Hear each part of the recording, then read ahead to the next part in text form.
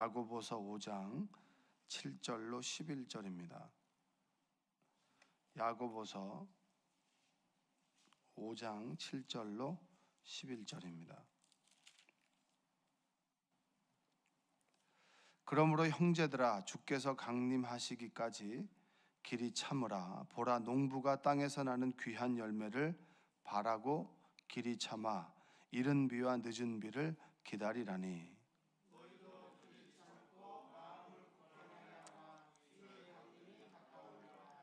형제들아, 서로 원망하지 말라. 그리하여야 심판을 면하리라. 보라, 심판주가 문 밖에 서 계시니라.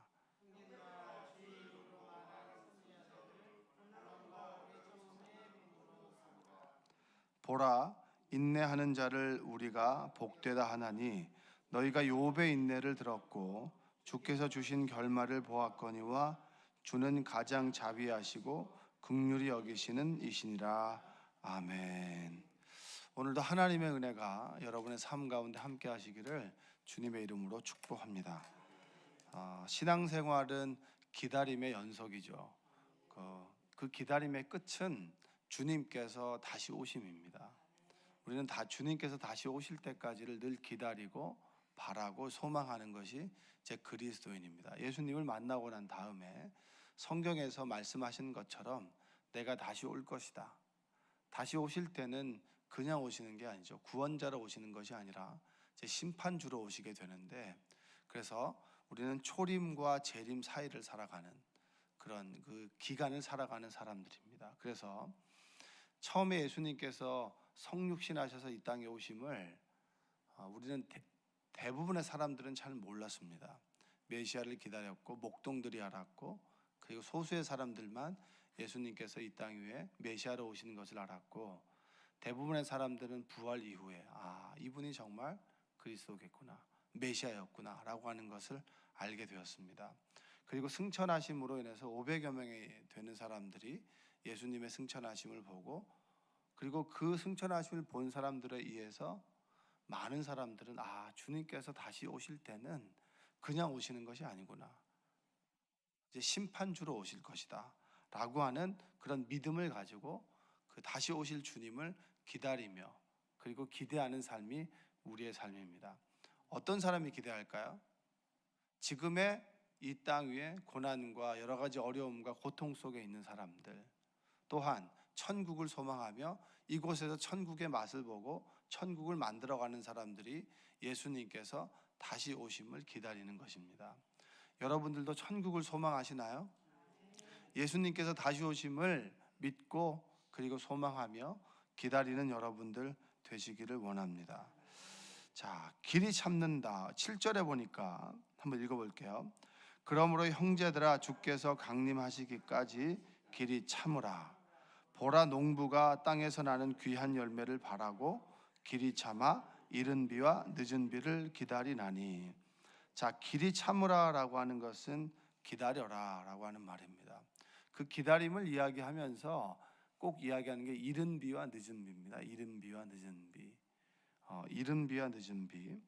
자, 하나님께서는 그 이스라엘 민족을 통해서 광야 생활을 이제 40년을 하게 되고, 40년이 지나고 난 다음에 가나안 땅에 가게 됐습니다. 그 가나안 땅을 이야기할 때 젖과 꿀이 흐르는 땅이라고 이렇게 설명을 하고, 그리고 이른 비와 늦은 비에 복이 있는 곳이다. 늘 이른 비와 늦은 비를 기다리는 것이고, 이른 비와 늦은 비를 통해서 풍성한 열매를 맺어 나가는 곳, 젖과 꿀이 흐르는 땅이다, 이렇게 이야기를 합니다. 그래서 기다림을 이야기하면서 농부가 이른 비와 늦은 비를 기다린다, 그런 것처럼 주님을 기다려라. 여러분들의 삶 가운데 주님께서 꼭 임재하셔야만 되는 여러 가지 일들이 있을 것입니다. 주님께서 내 자녀에게 좀 함께 하셨으면 좋겠다. 그 이른 비, 늦은 비처럼 임하시는 주님이 임했으면 좋겠다. 그래서 기다림의 예를 들 때 꼭 이른 비와 늦은 비를 얘기합니다. 자, 이스라엘은 건기와 우기로 나눠집니다. 5월부터 9월까지는 완전한 건기죠. 비가 오지 않습니다. 그리고 10월, 이 가을인 10월이 지나면 11월부터 제 겨울이 되는데, 그때 하나님께서 이제 비를 내려 주십니다. 건조한 땅에 촉촉한 이제 단비를 내려 주시는데 그것이 바로 이른 비라고 합니다. 이른 비. 11월. 자, 우리로 치면은 뭐죠? 겨울이면 거의 이제 농사가 추수가 거의 끝나잖아요. 추수가 끝나는 그 시기에 이른 비를 주시면서 땅이 촉촉히 졌죠. 그때 뭐랍니까? 그때 씨앗을 파종을 하게 됩니다. 씨앗을 심을 때 주는 비를 이제 이른 비라고 합니다. 그리고 3월에 수확을 할 때 내려 주시는 비를 이제 늦은 비라고 합니다. 그래서 이른 비와 늦은 비에 따라서 뭐가 달라지죠? 수확량이 달라지게 되는 겁니다. 그런데 우리는 이제 이른 비, 늦은 비 그것을 이야기할 때 하나 좀 질문해야 되는 게 뭐냐면, 그러면 가나안 땅이 젖과 꿀이 흐르는 땅인가, 아니면 애굽이 젖과 꿀이 흐르는 땅인가? 애굽이 젖과 꿀이 흐르는 땅입니까? 아니면 가나안이 젖과 꿀이 흐르는 땅입니까? 우리 육안으로 볼 때는 사실은 가나안은 아니에요. 가나안 땅은 젖과 꿀이 흐르는 땅이 아닙니다. 솔직히 이야기하면.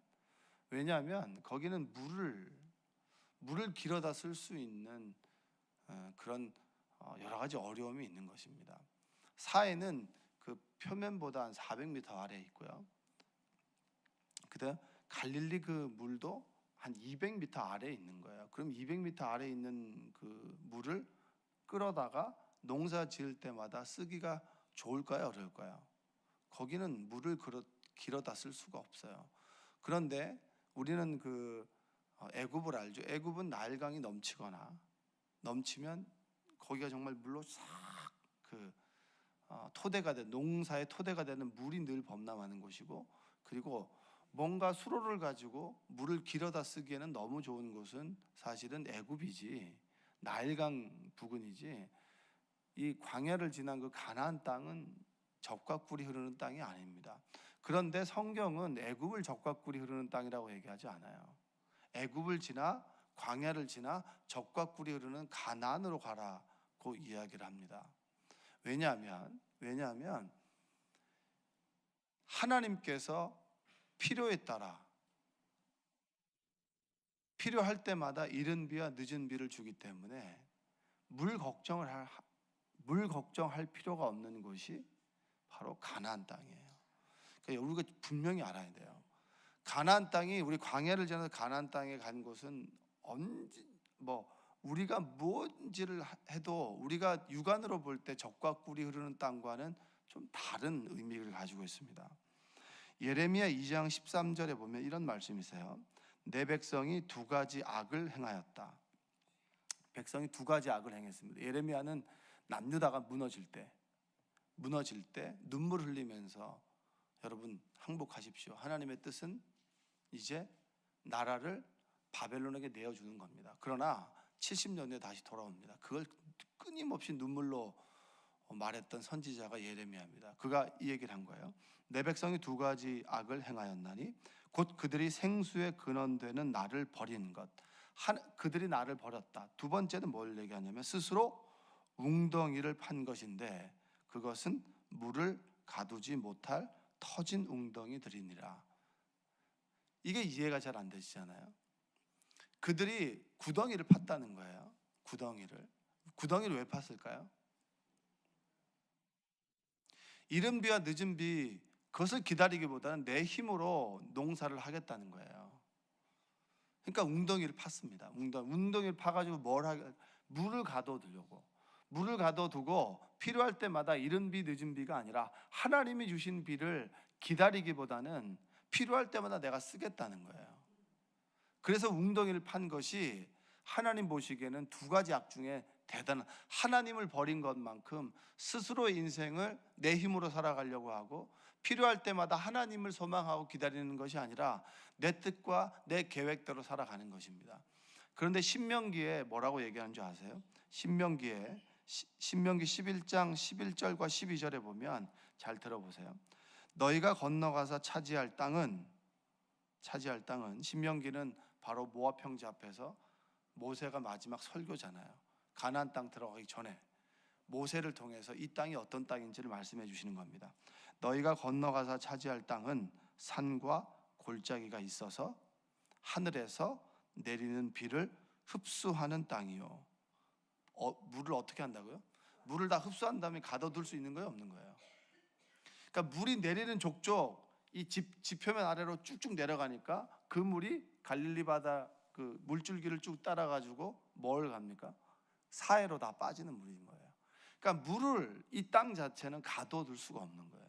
그래서 이 사람들이 웅덩이에다가 이걸 파가지고 회치를 하는 거예요. 회치를 해가지고 물을 가둬둔 거죠. 이것을 하나님께서 굉장히 악하다고 얘기를 한 거예요. 그리고 12절에 보니까 내 하나님 여호와께서 돌보아 주시는 땅이라 연초부터 연말까지 내 하나님 여호와의 눈이 항상 그 위에 있느니라. 왜 가나안 땅이 젖과 꿀이 흐르는 땅이냐면 물을 구덩이를 파면 물을 가둬둘 수 없어요. 물이 쭉쭉 빠진단 말이에요. 그러면 인간적인 눈으로 볼 때는 정말 최악이에요. 농사 짓는 땅으로 볼 때는 최악입니다. 왜? 물을 가둬둘 수 없어서 내가 필요할 때마다 물을 대다 쓸 수 없는 곳이에요. 애굽이 훨씬 더 좋은 것인데 왜 하나님께서는 여기를 가나안 땅을 젖과 꿀이 흐르는 땅이라고 하냐면 하나님의 눈이 늘 돌보아 주시는 거예요. 필요한 것들을 주님께서 늘 보시고 물이 필요하면 비를 내려주시기 때문에 이 물을 가두어둘 필요가 없는 거예요.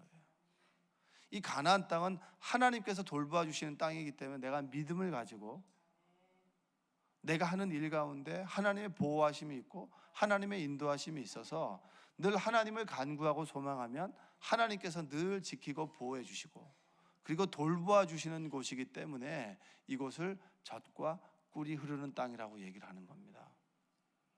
여러분, 하나님께서 늘 돌보아 주시는데 내 힘으로 살아가려고 웅덩이를 파는 것만큼 그것은 교만한 행동은 없는 거예요. 하나님께서 지키시고 보호하시고 늘 사시사철을 돌보아 주시는데 인도해 주시는데 그것을 믿지 않고 내 스스로 웅덩이를 파는 것만큼 하나님을 거부하는 행위는 없는 겁니다. 그래서 예레미야를 통해서 니네들이 두 가지 잘못을 했다. 하나님을 버린 것, 생수의 근원 되신 하나님을 버렸다 니네들이. 그리고 두 번째는 스스로 웅덩이를 팠다. 그 웅덩이는 물을 가두지 못하는 거다. 우리가 하나님의 계획과 인도하심을 믿지 않고 내 힘으로 어떻게든지 살아보려고 하는 행동은 웅덩이를 파는 것이고 하나님을 떠나버린 것이다.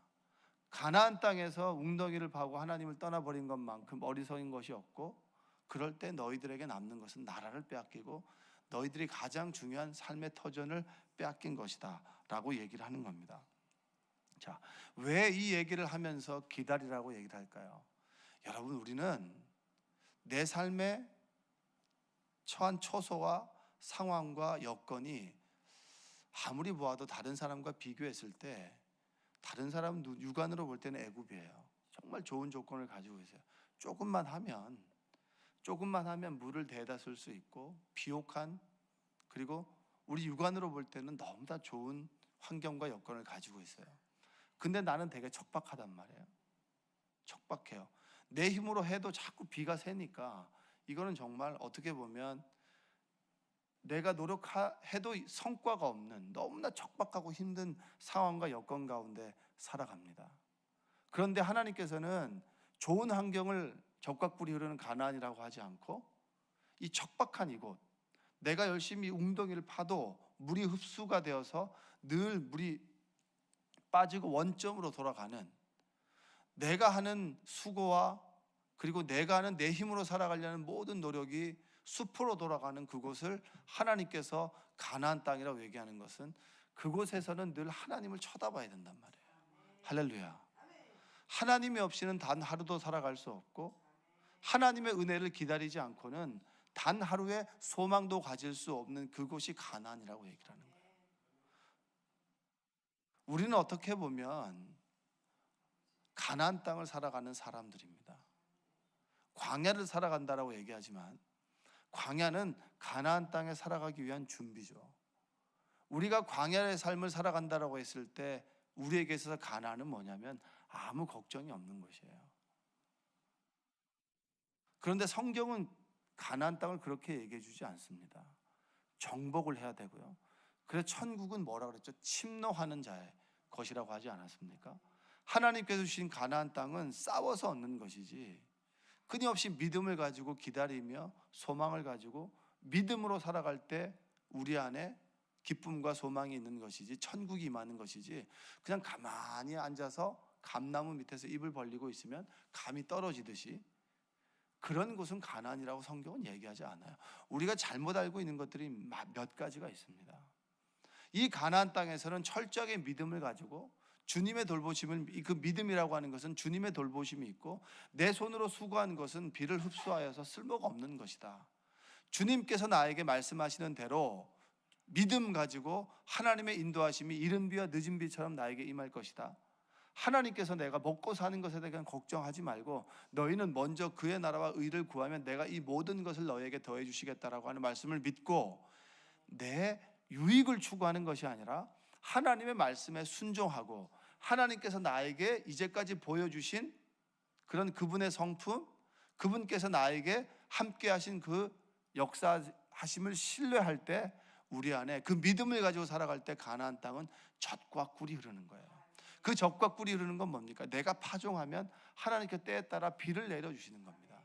여러분, 댐을 가두는 게 좋아요? 아니면 수로를 만들고 그리고 물을 가두어 놓고 늘 필요할 때마다 물을 끄집어내서 쓰는 게 좋은 겁니까? 아니면 비가 필요할 때마다, 물이 필요할 때마다 하나님께 기도하면 하나님께서 필요에 따라 필요한 양만큼, 넘치지도 않고 모자라지도 않는 만큼 내려주시는 비가 복된 것입니까? 외적인 조건으로 보면 여러분, 애굽이 더 좋은 거예요. 그러나 하나님은 애굽을 탈출하여 스스로의 힘으로 그리고 하나님을 의지하지 않아도 되는 그런 조건에 살아가는 삶보다 오로지 하나님만 바라보는 가나안 땅이 젖과 꿀이 흐르는 땅이다. 그곳에는 늘 하나님의 은혜만을 기대하고 기다리고 그 기다림을 믿고 그리고 기다림을, 하나님을 신뢰하며 그 기다림 속에서 하나님의 이른 비와 늦은 비의 복, 그리고 24시간 44철 하나님께서 지켜보호하시는 그곳, 오직 하나님만 바라봐야 되는 그곳이 바로 가나안 땅이다. 여러분은 어디를 살고 계신가요? 여러분은 어디를 살고 무엇을 소망하면서 기대하시나요? 여러분의 삶이 고달프고 좀 힘들 때가 있지 않겠습니까?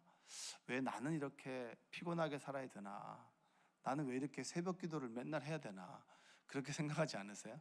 아, 남들처럼 그렇게요, 그냥 편하게 자도 잘 사는 것 같은데 나는 이렇게 맨날 고생스럽게 추우나 더우나 새벽 기도 오고, 새벽 기도 하면은 제가 보니까 점심 먹고 난 다음에 2-3시가 굉장히 피곤하잖아요. 여러분들도 그러신가요?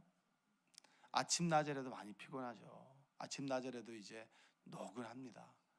피곤하죠. 아무리 습관이 됐다 그래도 새벽 기도는 좀 어렵죠. 어쩌다가 이제 저녁에 11시나 12시에 자면은 아침이 너무 힘듭니다. 왜 나는 이렇게 살아야 되나? 나는 이렇게 기도하고 살아야 되나? 그리고 남들은 정말 뭐 걱정 없이 사는 것 같은데 나는 늘 삶에 대한 그런 두려움과 걱정 가운데 살아가나? 그리고 성전에 와서 기도하지 않으면 두렵고 왜 이렇게 불안한가? 어제 어떤 집사님이 그런 거예요. 무엇인가 좀 힘든 일이 있으면 전 눌린다는 거예요. 본인은. 근데 본인이 눌리는 걸 좀 알아요. 전 그것이 복되다고 생각합니다. 우리가 연약한데 사람들마다 눌리는 것은 다 있어요. 어떤 사람은 물질에 눌리고, 어떤 사람은 관계에 눌리고, 어떤 사람은 건강에 눌리고, 다 눌립니다. 근데 그것이 무엇 때문에 눌리는지를 모르는데 그분은 스스로 굉장히 연약하다고 생각하지만 무엇 때문에 눌리는지를 잘 알아요. 그래서 그때마다, 예배 때마다 늘 눈물을 흘리면서 찬양하고 눈물을 흘리면서 기도해요. 전 그분이 가나안에 살아가는 삶이 아니겠습니까? 왜냐하면 이 눌림이, 하나님의 이른 비와 늦은 비의 은혜가 없으면 이 눌림으로부터 내가 벗어날 수가 없어요.